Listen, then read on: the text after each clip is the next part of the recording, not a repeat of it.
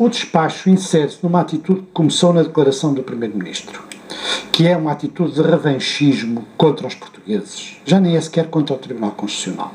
O Governo reagiu a esta medida do Tribunal Constitucional como reagiu o ano passado. Lembra-se que as primeiras declarações do Primeiro-Ministro foram: ai sim, não querem para os funcionários públicos, querem para todos, então vai ser para todos. E este ano tem uma reação do mesmo género. Ai sim, não posso cortar aqueles subsídios, então vamos ao Estado Social, vamos à educação, à saúde e à segurança social.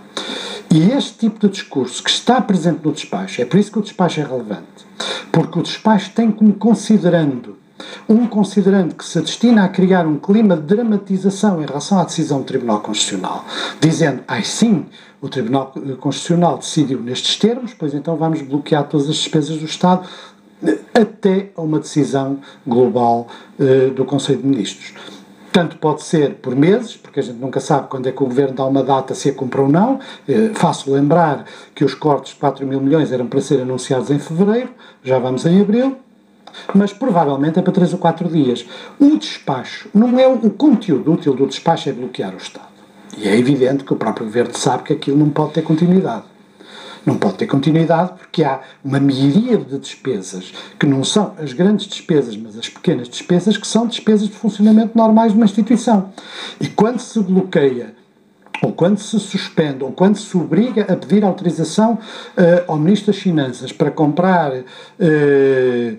água oxigenada num hospital, ou para comprar cebolas para fazer a refeição numa cantina escolar, ou para comprar papel para imprimir um ponto numa escola, ou para arranjar um computador numa autarquia, ou numa escola, ou numa repartição, está-se claramente a bloquear o funcionamento do Estado. Claro que o próprio Governo não toma a letra ao seu despacho. O despacho tem um sentido político, que não é dizer poupem, porque aquilo dali não resulta qualquer posição coerente em relação a poupanças, é apenas para dizer a decisão do Tribunal Constitucional é uma decisão que nos coloca em estado de exceção. E este estado de exceção, eu já lá vou. E este estado de exceção, quando é enunciado nestes termos, mostra um plano político. E esse plano político é uma forte componente de vingança sobre as pessoas. Este governo está-se a tornar vingativo, não é de agora, que é, à medida que vai tendo cada vez mais dificuldades em cumprir aquilo que deseja,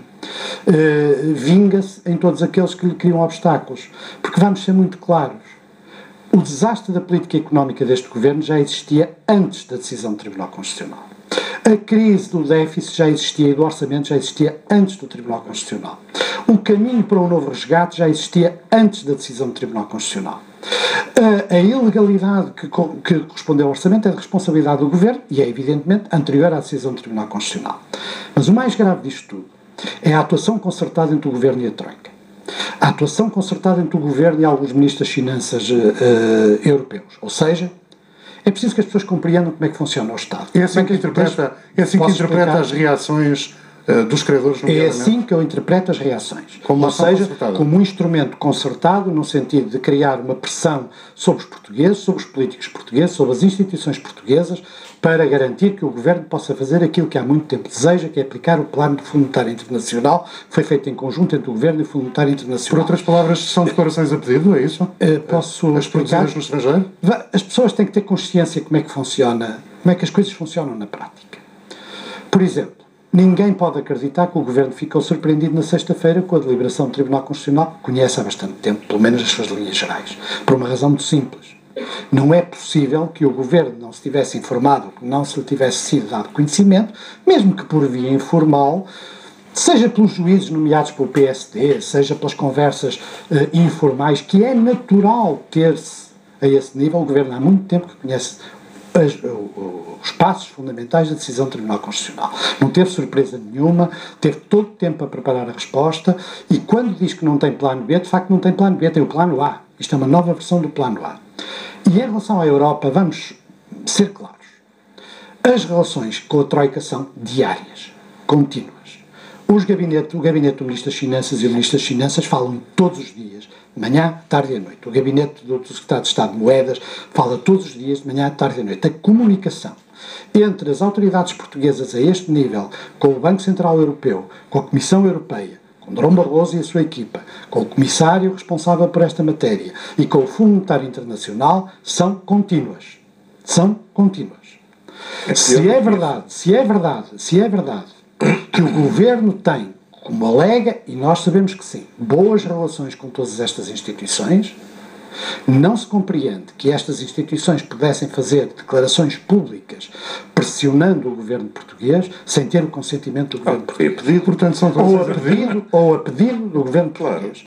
E eu não tenho sobre isto dúvida nenhuma, porque isto é uma questão de bom senso. As pessoas pensam que isto é uma questão de bom senso.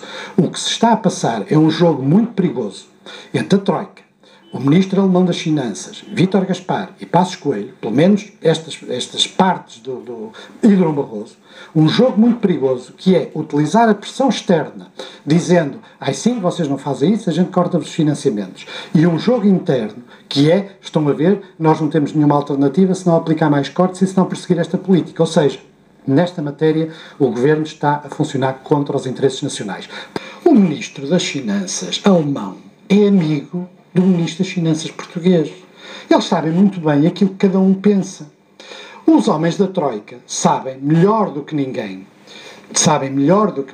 aquilo que pensam os responsáveis portugueses. Portanto, não há nenhuma dúvida nos responsáveis da Troika, em Durão Barroso e no Ministro das Finanças alemão, sobre a determinação do governo português prosseguir o programa num determinado sentido. O problema que acontece aqui, todos os interlocutores portugueses e os interlocutores estrangeiros conhecem-se muito bem, sabem muito bem o que cada um pensa. Andaram estes últimos 2 anos a dizer que são todos muito amigos, têm todos um ideal comum, são todos bons alunos, são todos disciplinados, têm todos objetivos comuns, cumprem os... Portanto, a pergunta que se põe é por que razão, sabendo os representantes da Troika, Durão Barroso e o Ministro das Finanças alemão, que o governo português é o mais fiel que ele pode encontrar de boa fé em relação aos objetivos do memorando, ou pelo menos à interpretação que eles fazem dos objetivos do memorando, por que razão é que se sentem na necessidade de fazer declarações agressivas em relação a Portugal? Tem que ter um alvo. O alvo não é Vítor Gaspar nem Passos Coelho. O alvo são os portugueses, o alvo é o PS, o alvo é o Presidente da República, o alvo é toda a gente que critica o Governo. Isto é uma questão de bom senso, não é preciso ir não é preciso ser, especialmente... Havia uma negociação neste momento a decorrer havia uma negociação a decorrer sobre as maturidades. Sim, que já estava resolvida há bastante tempo. O problema é que também convém ao Governo português e a quem o defende apresentar sempre a posição da Troika em relação a Portugal como sendo praticamente ultimátum, porque isso também justifica a maneira como eles reagem. Dizer-lhe que se você conversasse com eles veria que realmente é bastante assim. A questão é esta, são todos tão amigos, se têm tanta confiança uns nos outros, qual é o destinatário das declarações agressivas em relação a Portugal, das ameaças em relação a Portugal? Só podemos ser nós. E é evidente que o Governo agradece essas ameaças. Como é óbvio, agradece por uma razão muito simples. Porque isso dá-lhe uma legitimação em relação àquilo que ele pretende fazer. E agora vamos àquilo que ele pretende fazer. E é por isso que o despacho não é irrelevante. O que o Lobo Xavier me diz é que é obrigatório que o Governo, todas as vezes que se mudam os pressupostos orçamentais, imita um despacho daquela natureza. Ora, a mudança dos pressupostos orçamentais,